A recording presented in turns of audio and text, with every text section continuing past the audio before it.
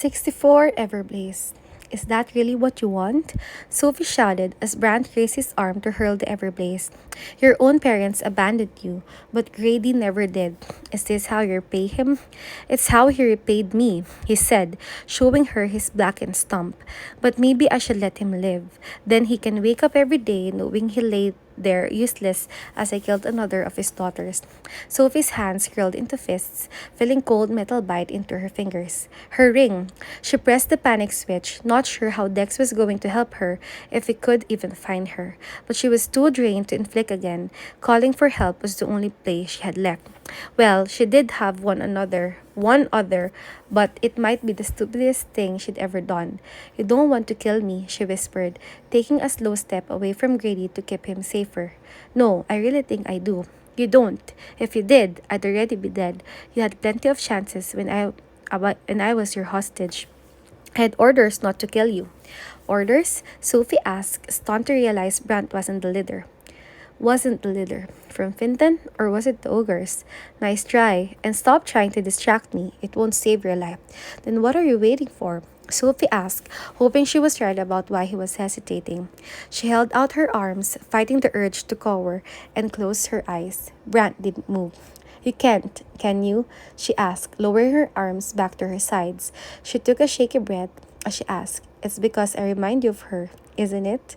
No, Brand shouted, but his face said otherwise. And for once, Sophie was glad she reminded someone of Jolie.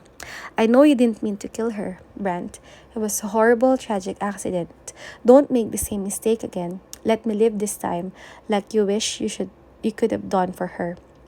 For a long second, Brant looked tempted. Then he whipped back his arm and screamed, If she doesn't get to live, no one does. That's what you think, Dex shouted, charging out of the smoke and tackling Brant before he could launch his attack. They rolled across the uneven ground as the fireball crashed behind them, igniting the rocky soil and forming another fire line. Dex, get out of here! Sophie screamed as she grabbed Greedy and tried to shake him awake. Whatever she'd done with the inflicting had really knocked him out, leaving her no choice but to drag him as far from the fire as she could, which was only another 100 feet. Then she reached the sheer edge of a cliff. I'm serious, Dex. We have to go. Now. Do you? Brant asked, parting the wall of Everblaze so he could walk through and dragging Dex by the throat with his good hand. Lovely gift you brought me, a chance to take care of both the kids that got away. Remember me, boy? He asked as his hand turned red hot, searing Dex's neck. Dex's eyes watered as his body shook from the pain, but he didn't scream. So here we are again, Sophie, Brant said, shoving Dex in front of him. What is this, the third time today? Are you as wary of the games as I am? No, I just got here. Dex answered for her. Let's keep playing. Brant rewarded him by burning Dex's cheek, leaving a finger-shaped blister. Ready to lie down and die yet? Brant asked him. Not even close. Dex shifted his feet to steady his balance, then he spun around and punched Brant. It was a solid punch, square in the jaw. Still, Sophie was surprised when Brant toppled backward, rolling head over feet into the neon yellow flames. Grab his arms! Sophie shouted, hardly believing she was saving Brand as she ran to the fire line and tried to drag him free. Dex stumbled over and together they pulled Brand's thrashing body from the flames. He wasn't as scorched as Sophie thought he would be, but it didn't look good. His skin was covered in blisters and boils, and he could barely breathe from all the coughing and wheezing. So the last thing Sophie expected him to say was, Will one of you hand me the leaping crystal from my inner pocket? My arms are a bit immobilized at the moment. Dex snorted, like we're going to do that. Brant laughed, the same gritty hunting laugh that had filled Sophie's nightmares for weeks.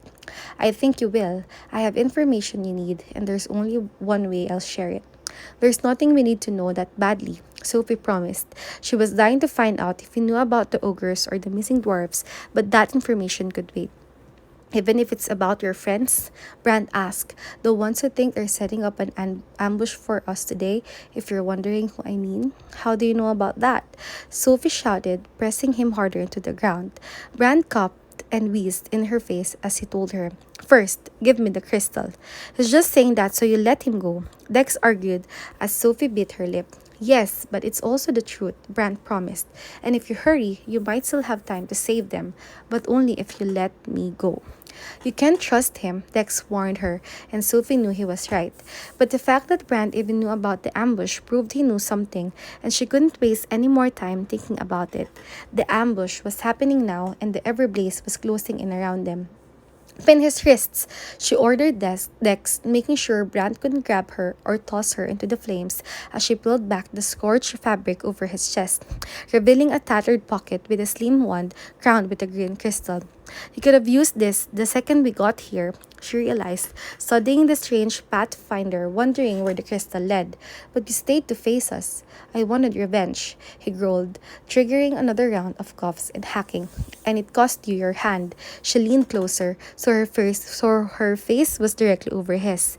I will find you again, and next time you won't get away. He coughed a wheezy laugh. Where I'm going, you'll never be able to follow. Now, my crystal? Dex tightened his hold on Brand's wrists as Sophie placed the pathfinder in his blistered palm. Before she let go, she ordered, Tell me what you know about the ambush. Brand coughed again, and a thin stream of blood trickled from the corner of his mouth. We're on the we're onto your friend's little plan. They're going to cower in their little secret cave while the dwarves attack, right? How do you know that? Sophie demanded. We have many ways, just like we have many dwarves hiding in the mountain, far more than the Black Swan will be bringing, and they have orders to kill everyone waiting for them. The words were still on his lips when he bucked his body, throwing Sophie and Dex backward. He groaned in agony as he raised the crystal to create a faint path, but his lips were smiling as he rolled into the light, vanishing in a vivid green flash. Come on, Dex said as he offered Sophie a helping hand. We have to get Grady out of here. No, I have to go warn the others. Then I'm going with you. We'll drop Grady at home and then there's no time. You heard him. We might already be too late. Okay, then tell me where to find them and I'll go I'll have to teleport there if I can even remember what the cave looks like. I don't know if I ever saw a picture of it and wait, she patted her pockets, never so happy to feel her iPod, and when she touched the screen, it sprang instantly to life. Green Boots Cave, she whispered as she punched the letters into a search, and dozens of pictures of the disturbing scene scrolled across her screen. This is all I need. I'll teleport there while you take Grady home. Actually, no. Go to Everglen and tell Alden. What? She asked when she caught the look on Dex's face. She realized what she was forgetting before he even said it. Right, I can't teleport. Dex reached for her forehead, but Sophie backed away. You can't, Dex. They'll know. You have to go, right? She gave herself 5 seconds to accept that it was the only way. Then she nodded. Dex nodded too, closing his eyes and whispering something she couldn't understand as he reached up and pulled the circlet off her head. Instantly, her headache vanished and the world clicked into focus. Her mind raced through a dozen different thoughts and sensations, like her brain was stretching its weary muscles after being closed in. You okay? Dex asked as she rubbed her temples. It's like I can think again. I'm so sorry, she smiled sadly. I have to go. Wait, he said, pulling a wide black cuff off his wrist. I know you probably don't want any more of my gadgets, but did you see how far Brand flew when I punched him? He flipped the cuff over to show her 3 silver-rimmed slits. This releases an extra burst of air to thrust your arm forward a lot faster. I think you should wear it, just in case. She didn't know what to say as he gently clasped it around her right wrist, just above her nexus. So she threw her arms around him, holding on with all the strength she had. Thank you, Dex. Take Grady to Everglen and make sure Edelyn's safe too. I'll be back as soon as I can. She gave herself one quick breath before she let him go. Then she ran to the end of the cliff, turning back to wave goodbye. She caught a quick glimpse of Dex tossing her circlet into the glowing flames of the Everblaze. Then she closed her eyes and jumped off the edge. 65 Everblaze. A shearing wind nearly knocked Sophie over as she landed in a snowdrift on the narrow ledge of a vertical incline. She had about a second to celebrate that her teleporting had worked and she'd made it to Everest. Then reality kicked in. She hadn't considered the toll it would take on her body to drop into such an extreme environment with no oxygen or coat or boots, or anything she needed to survive. Within seconds, her blood started to freeze in her veins, making her brain throb and her whole body shake as she lost feeling in her fingers and toes. She could vaguely see the rigid shape of a corpse in green boots amid the blinding white surrounding her. But her head was spinning and her chest was heaving, and she was fairly certain she was dying, if she wasn't dead already. She stumbled forward, and the motion made her want to vomit. Her limbs felt like they were dragging anchors, and all her instincts begged her to curl up in a ball and never move again. Only sheer desperation propelled her into the cave, which mercifully gave her a slight break from the relentless wind. But it was empty. It was just her and Green Boots, a fact she was trying very hard to not think about. She trudged to the rock face, searching for any sign of the door that was supposed to be there. But all she found was solid ice. Panic took over and she pounded on the walls, screaming for Fitz, or Keith, or Biana, or Dex, or Alden, or Grady. She couldn't remember who was supposed to be there anymore. She could barely remember her name, and she knew she was there for something important, but she couldn't remember what it was. At least she wasn't shivering anymore. In fact, she felt hot, scorching.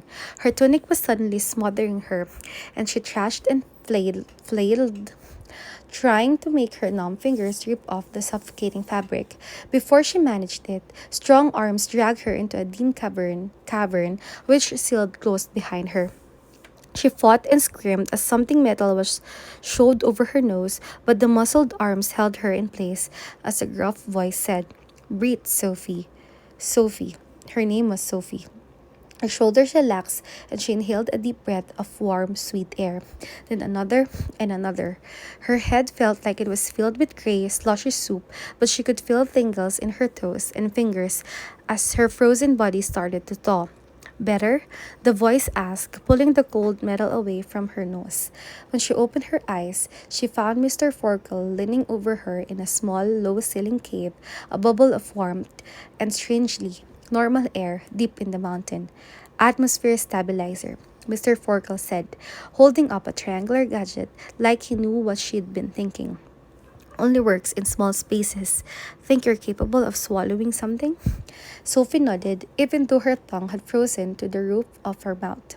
He tipped her head back and poured a small vial of yellow-orange liquid through her lips. The salty serum thawed her tongue enough to let her swallow, and the medicine turned her warm as it rushed through her veins, defrosting her from the inside out. Better? Mr. Forkel asked. Yes, thank you. Good. Now, what were you thinking? He shouted. 5 more minutes and I might not have been able to save you. Oh, this is Foster we're talking about. Are we really surprised? Kif smirked when she sat up enough to find him in the tiny cave. What? Had it been too long since her last brush with death? Judging by the state of her clothes, I'd say her last brush with death was only moments ago, Mr. Forkel said quietly. Her circlet's gone too, Fitz said behind her. Sophie reached up to feel her forehead, stunned to realize he was right. She traced her fingers where the metal had rubbed her skin raw and felt her memories rush back.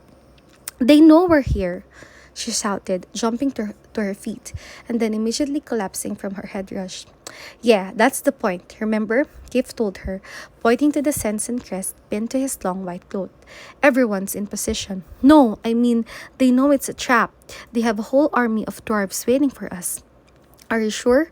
Mr. Forkel asked as Sander rushed to a hairline crack in the wall and pressed his nose against it. I detect nothing, he announced after several deep breaths. But your senses can be tricked, right? Sophie reminded him. Brand told me they're here.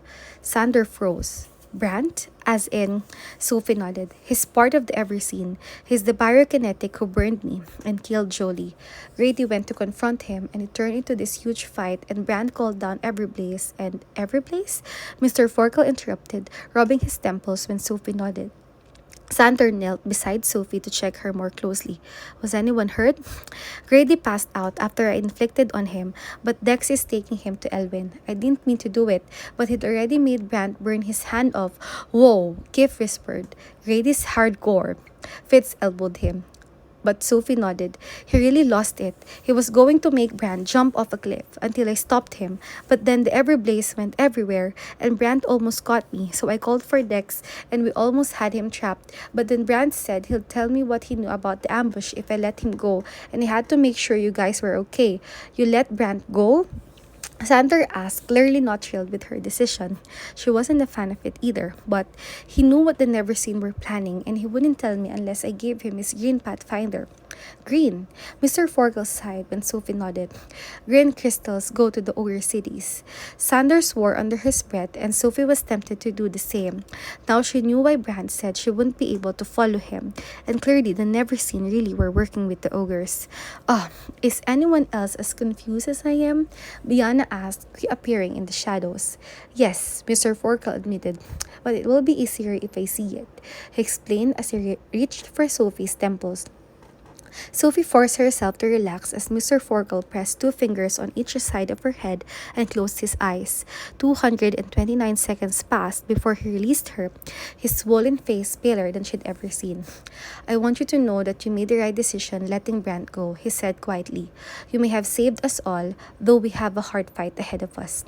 He stood and stomped his heavy leg against the ground in a strange pattern of beats and pauses. One by one, dwarfs pop out of the hard soil, shaking bits of frozen earth out of their shaggy fur and gathering around him. We're far more outnumbered than we realize, he told them when all 10 had crowded into the cramped space. Also, it appears you'll be forced to fight your own kind. If anyone is uncomfortable with that, you're free to leave now with no judgment on our part. None moved. Thank you, my friends. Your support will not be forgotten. He called Sander to his side, and the dwarfs huddled around him, talking strategy. Sophie tried to listen from the fringes and tried to understand the strange diagram Sander scratched in the ground with his blade, but most of it made zero sense. Where should I be? She asked when Mr. Forkel opened it up to questions. Home, Sander answered immediately. He's right, Mr. Forkel told her. Though I fear they might have something planned for you at Havenfield, knowing you're separated from your bodyguard. Perhaps Fitz and Biona could take you and Keith to Everglen. I'm not going anywhere, Sophie interrupted. Me neither, Keith agreed. Neither are we, Fitz and Biona added. Mr. Forkel shook his head. Sophie, you aren't even properly dressed. You'd be crippled by frostbite and altitude sickness in a matter of minutes. Maybe, Sophie reluctantly agreed, but I can inflict from here. I'd only need the door left open enough to see where everyone is. And I can cover her, Fitz offered, and share part of my cloak. Me too, Bion added. I'm still going after my dad, Kiev said quietly. I know, Sophie told him, knowing why he needed to, but wondering how he was really going to be able to face down his dad. You kids are forgetting that none of you were meant to fight. Mr. Forkel interrupted them. But I have my abilities back now, Sophie argued, and I took this from my dad's office, Fitz said, holding up a silver melder. And I'm the secret weapon, Biana added, turning invisible. I don't have anything fancy, Kif mumbled, patting his arm, which seemed to be missing his throwing stars. But there's no way you're taking on my dad without me. If I have to tie you in this cave, I will, Sander warned him. So the dwarves can find us totally defenseless if they get past you? Sophie asked. Sander grabbed 3 throwing stars from a pocket near his ankle and whipped them at her, each one thwacking the wall in a perfectly straight line just above Sophie's head. They won't get past me. The simple truth, Mr. Forkel added before anyone could argue, is that you are far more valuable than any of us, and I don't just mean Sophie. She's incredibly important, but she has always needed the strength and support of her friends. I was willing to keep you here when I thought this was a simple ambush. Now that I know it's not, you will head to safety. And if you try to resist, you will discover that I have many ways to ensure my demands are obeyed. But that is the end of the matter. He glared at them, daring them to argue. Good, Mr. Forkel said when they didn't. But before you go, there's something I must teach Fitz, in case another opportunity does not present itself. He waved Fitz over to where Sophie was standing. Place your hands on Sophie's temples. I'm going to show you how to slip past her blocking. What? Fitz, Sophie, Kif, and Biana all asked at the same time, though Kif was loudest. Are you okay with that? Fitz asked. Sophie didn't hesitate before she nodded. It would be weird, but I trust you. Kif grumbled something about telepaths as Fitz reached for Sophie's temples and Mr. Forkel pressed his hands against Fitz. Do you feel the trail of warmth I'm leaving? Mr. Forkel asked him. Yeah, wow, that's crazy. How are you doing that? Fitz asked.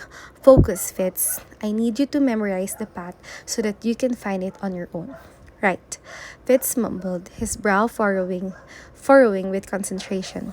Sophie tried to feel what they were feeling, but she couldn't detect even a trace of their presence. There, Mr. Forkel announced, making Sophie jump. Did you see that? I think so, but I don't understand what you did. It's a point of trust.